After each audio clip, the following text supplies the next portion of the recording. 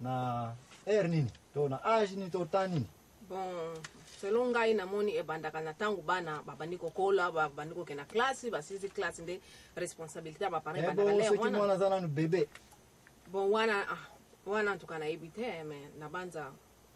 wana pe bandaka na ngo Oh bon c'est na banza place wana hetikana ipso vérité pour émission za la vérité. Responsabilité ba parents devant mwana ebandaka na tangu mama avec azana duku azana zemi. Bongo bana mikemike wazozo kazemi bazana ba 12 ans. Titangu médecin a confirmé que azana zemi quel que soit âge ya fille wana responsabilité ya parents et bandi parce que ko beta nzango pamba te no ka ko provoquer nini libumu ngaite bible lobi nini ne provoquez pas vos enfants, n'irritez pas vos enfants. Moi naza libumu titango yo mama quel que soit âge. Moi si soka zemi akomi mama titango yo mama oyo kiete ozana zemi responsabilité na yo kati na bebe wana e bandi. Mama wana soka zana mobile teto batayeka zemi soki mobile wana taki libumu kombo na ebimi para wana mwana wana to tata wana immédiatement responsabilité na ye na libumu wana na makila wana na ovilo ne bandi fécondation e bandi fertilité wana e bandi siko na zana mutuna pona yo se na ebite ke soki oza ya bana to oza na bana te metil ke yo pe oza parent sans doute bon oza na bana rôle na bana responsabilité za ndengeni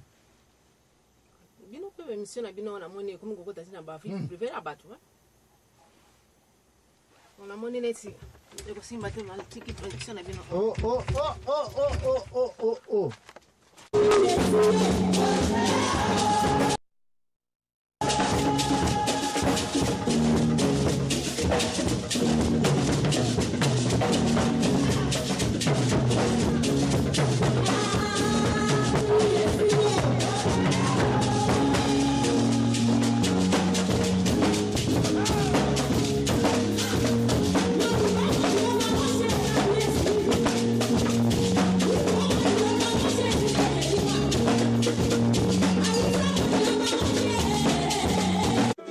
la vérité tolobelaka la vérité et vérité ko ukutaka bisika moko na Bible soki tobimisi ba verset biblique topesi bino yango bokende kotanga topesi bino yango pe bosala ba recherche pour poser biso ba question pe bozwa miyano soki miyano ngo tokoka yango te bien sûr tokopesa ngo na basala nzambe mususu ba oyo toyebi. Pourquoi bongo? Parce que vérité ko ukutaka na Bible et biso pe tokanga miete vérité na émission oyo e ukutaka na Bible.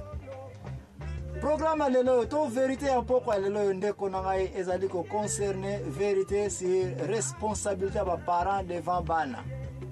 Ba balandi biso kala mingi te bokomona yete ser na biso alni azalaki awa to poza ke mutuna ya nini responsabilité ya bana ba parents e banda kasir bana.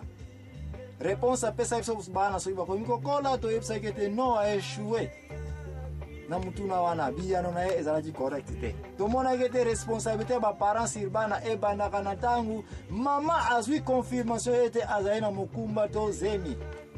pona nini zemi parce que mama tango ebiki komi na zemi Bible lobi na Ephésiens 6:4 ete parents ne provoquez pas vos enfants alors que provoquer bana ezako banda na nini kosala eloko nyonso ya mabete o ezali kosala ete mwana ko kufa yo mama ozana zemi ko mokumba ba bikumba ndenge na ndenge ko beta banzango ko mela bakisa ndenge na ndenge non médecin sera confirmé que mama ozana zemi quel que soit âge na yo qui est question c'est ani alobaki bongo bana mikemike bazalaka azana na 9 ans 10 ans 12 ans asi azui déjà zemi est-ce que responsabilité ni ezali wana abi non yo mama na tango ozui ete mwana azana libumu na yo responsabilité ekoti e bongo papa mobali nyonso po azalaki ezala age nini soko yo kiete mwasi azali na zemi bongo zemi oyo esili kokota na libumu responsabilité ya yo mobali oyo pe ebandi quelque soit age na yo ndenge mope na mwana mwasi quelque soit age mwana mwasi soka za confirmer ke azali na zemi libumu wana esi ekoti na libumu ya na yo mwana wana asi akoti responsabilité na yo esili ko banda déjà biso anya zalaki awa ta on a posé question est-ce que ozali na bana responsabilité na yo role na yo sur le bana ezandenge nini ser oya silika ki akendaki aveti sibiso libako te pona nini parce que émission oya la vérité mutu na mutu azali libre choix na ye ya kondima question ko répondre ou pas choix na ye to conduire investigation na vie na ye azali libre kondima vérité nde yango na to ina émission oyo lisusu nazali ko insister ete ba parents bible lobi ete titangu ozali nanu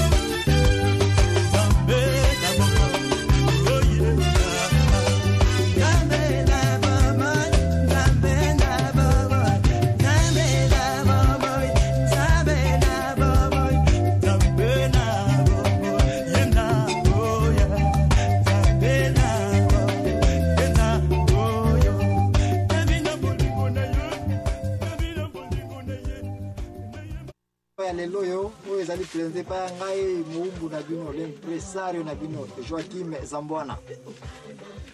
Tous allez colober la sujet à la vérité sur rôle, de responsabilité de parents devant bana. Ba parents ont une responsabilité na bango devant bana. Ser na biso zalaki awa ser ani totuna ki mutuna moko kaka ser na ngai. Rôle ya ba parents devant bana bandaka na age nini to nini. alobaki na episode wa so ibana ba ko kola réponse zalaki yango te réponse ali rôle to responsabilité à parent devant bana e banaka na tango mama a découvrir ete azaina zemi mokumba soke koti médecin soka lobite mama ozana zemi yebaki na minute wana rôle to responsabilité à yo parent e bandi ya yo mama d'abord parce que mama to liboso bat bakumbaka bana ovule fécondation fertilité ya ovulation et ça makati na libumu ya ba mama ya wana mama aza parent tangu mwana aza confirmer que akoti na libumu ya mwana ser ania tuninga que c'est bongo ba fiyo bazaliki ya peine 9 ans 12 ans azuzemi na bi c'est la même chose titangu mwasi azuzemi akomi mama akomi responsable na mukumbo ezaliko ya na vie ezaliko ya e bongo mwana takizemi mwana mbale wana titangu ayebani to tata wana tangu ayebani mutu nyonso oyo kokweya na responsabilité ya mwana atina mukilio makila na ye responsabilité rôle na ebandi ser na biso pe tuna ye question bongo ser soki yo ozali akobala to ozali akobala te me yebisa biso rôle ba parents sirbana concernant yo moko na vie na yo ndenge ni ozali kozula soin ya bana na yo ser oya sidika kya kendaki mabe moko ezali te pona émission na biso mutu asidika mabe moko ezali te na émission na biso po mutu akokende na ye pourquoi parce que ba rôle oyo bozali kojouer na émission ya vérité ezali ngai te mais ezali bino moko baquestion ezowute mpa na bino baréponse epa na bino bino nde bato bozali kocouvrir émission oyo yango wana moto azali libre kopose question mpo kozwa miyano oyo ezali neti kaka paster te azali koteyake boyo kaka oyo alobi epi bozongi na bandako bondimaka makambo paster atei te oyo ezali opinion libre ya mutu na kati na émission oyo ya la vérité. Sans plus tarder, émission ya pokwa oyo tozali kolobela responsabilité ya baparents sur bana. Alors baparents tika toyeba ete bible na mokanda Ephésiens 6:4 elobi ete parents ko irrité bana na yo te ko provoquer